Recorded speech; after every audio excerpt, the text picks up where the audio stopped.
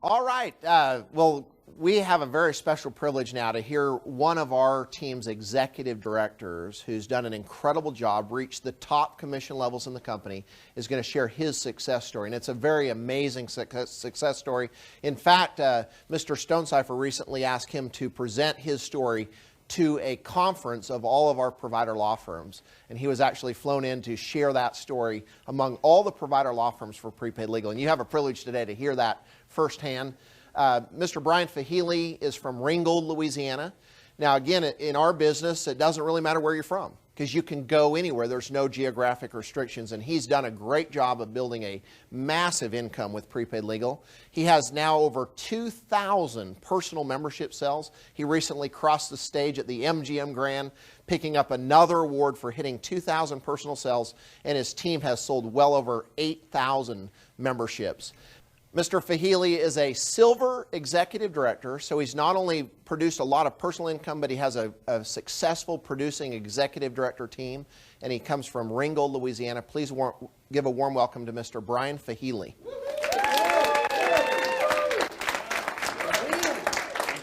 Okay, well, thank you. Thank you for that warm introduction, Mark. And so very proud to be here. Mark and Mike have asked me to share my story. And y'all are going to have to bear with me because I get a little emotional with this. I haven't done it too many times in prepaid. And as Mark said, Mr. Stonecipher, actually it was Mr. Delani of Provost D. Sadler and Delani, our provider law firm in Louisiana, heard me tell my story and went to Mr. Stonecipher and said, you have got to get this man in front of all the provider law firms. Because as Mark talks about all the success that people are having and everything else, it boils down to one thing, people, and that is, what are we providing to people? And we're providing a membership that, to me and my family, literally saved us. My story is, we all have our stories. And I remember 5 years ago, or almost 5 years ago, when I was first introduced to prepaid, Mike came into a place and was talking to a group of us. I started listening about this membership, and I got involved. And he took me to my first event once I got involved as an associate, and I saw people get up there and tell their stories. And I was way in the back, had a pair of tennis shoes on, a pair of blue jeans. That was the best clothes I had at that time. And I was in the back, and I was thinking to myself, one day I want to be up front telling my story. And to me, it meant a lot for me. And it all started really back when I was a small child. I remember at age 11, the scariest time in my life was every night at 6 o'clock. Because at 6 o'clock was when the evening news came on. And if my father wasn't home by 6:30, then that meant he wasn't coming home till late that night, and he was going to be drunk, and someone in my household was going to get beaten. My dad was a raging alcoholic, abused my mother and my siblings very often. Our life was in a lot of turmoil. And finally, at age 11, we woke up one morning to find my mother on the kitchen floor, and she had been beaten. Her jaw was broke. She had a couple of cracked ribs and a fractured arm. And that was the last day I ever lived in a home with my mother, because my mother had to flee. My father was literally going to kill her. All my other siblings were older. I was the youngest of 4 children, and they all moved off. They had friends or relatives they went and lived. I ended up having to stay with my father. Over the next year and a half, I drove my father around in his drunken splurges, and just before I turned 13, my father informed me that I needed to find another place to live, that he was about to start a new family, and I was not part of this plan. So at age 13, I was cast out. I got a job. I started working, and that's all I've ever known. I quit school. I didn't attend high school any further. I did everything from washing at a car wash rack to bussing tables, whatever I could find. Over the next few years, it got pretty rough in my life. I got involved with drugs. I ended up becoming a heroin addict. At age 17, I was about as bad off as a person could get. I didn't really have much to live for. Didn't really know where I was going to end up. And I woke up on a park bench in Saginaw, Michigan. And I woke up on that bench, and I looked out there, and I saw this man out playing football with his 2 sons. And his 2 sons were college age. They were 18, 19 years old, and he was out there playing catch. And one of them had on a Michigan sweatshirt, and one of them had on a Michigan State sweatshirt. And as I looked at that man, I started to weep. And I thought to myself, that should be me and my brother with my dad. And you see, folks, my dad was a doctor. I should have had a good life. I should have been very fortunate and gotten things and gone to college and everything, but my dad also had a bad disease with alcoholism. And I made a promise that day. I dropped to my knees and I asked the good Lord that if he would ever give me the opportunity to have a family, that they would never know what it was like not to have a dad. And as time went on, I ended up in Louisiana and I met my wife. I fell in love with her. I asked her to marry me after 20 minutes of meeting her. She didn't say yes. It took me a year and a half to wear her down, but she finally did say yes, and we had 3 children. Well, we were like most American couples. We were hard workers. We both had full-time jobs, struggling to make ends meet. And as time went on, our 3 sons, our oldest son went into the Navy, and come to find out, he got shipped over to Iraq when the war first started. We were very nervous about that. We had a lot of stress because of that. But like most American couples, things were kind of crumbling in on us. Her company had shut down and filed bankruptcy altogether. My company had cut out all our overtime. Cash was at a very limited amount to us. We couldn't hardly make our bills. It was decision time every month. Do we pay the house note or do we feed the kids? Do we keep the electricity on or do we pay the car insurance?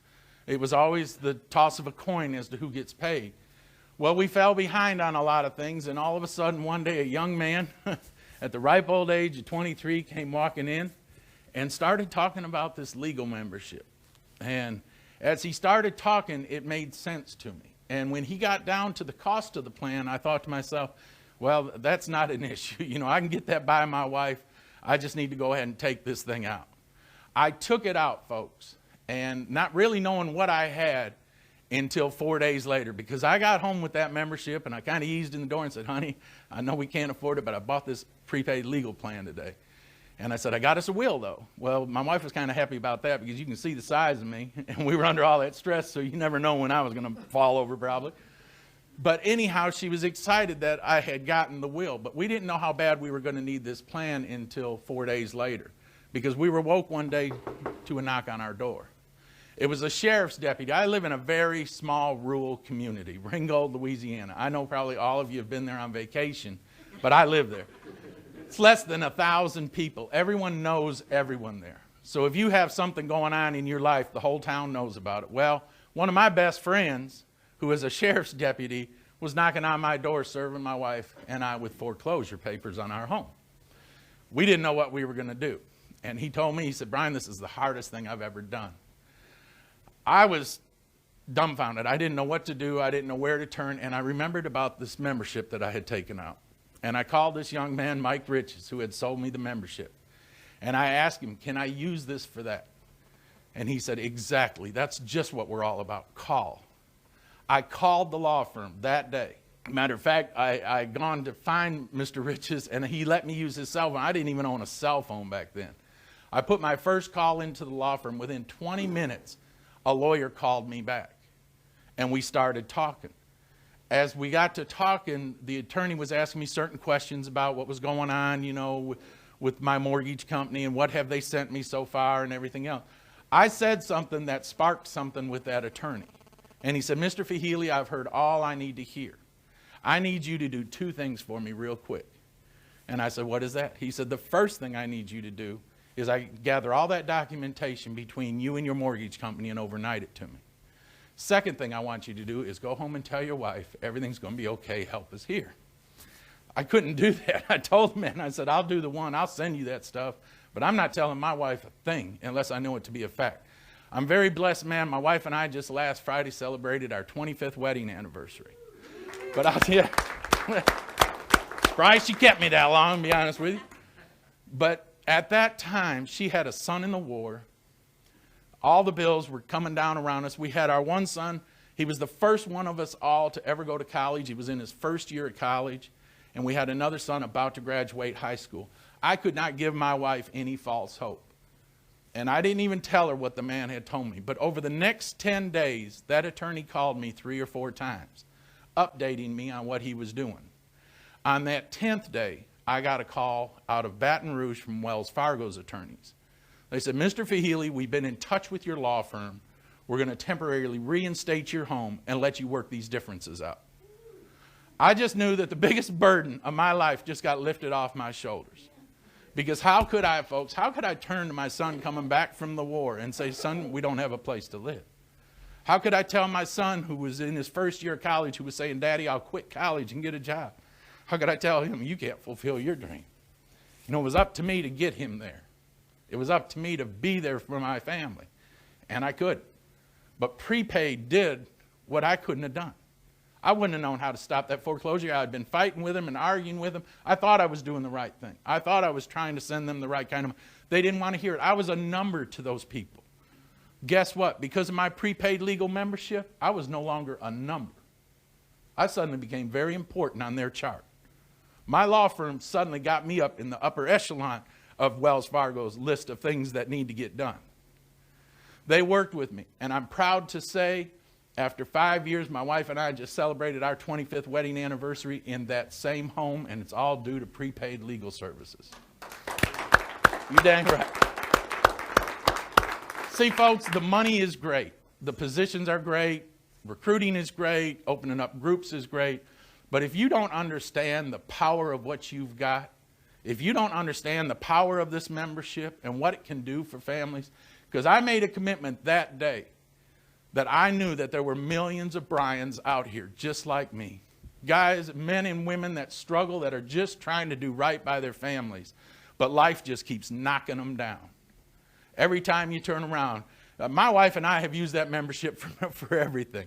Our insurance company, we knew they were overcharging us on our car insurance. My wife called, an attorney went through the whole plan, our whole policy, and said, Ms. Feeheley, you need to call your insurance company and tell them this, this, and this. Sure enough, she did it. Our premiums went down by $30 a month. Every time we feel threatened, every time we feel like we've been mistreated, we pick up the phone and get our provider law firm on the phone. And folks, that's what this membership does for people. So as you're out there marketing, yeah, like I said, the bonuses are great. I mean, I'm experiencing bonuses and money I've never seen in my life. I've never made this kind of money. You know, my first year in the business, I made a little over $32,000 working it mainly part-time. Second year was over $67,000. Last year I made over $85,000. I will make over $100,000 this year with prepaid.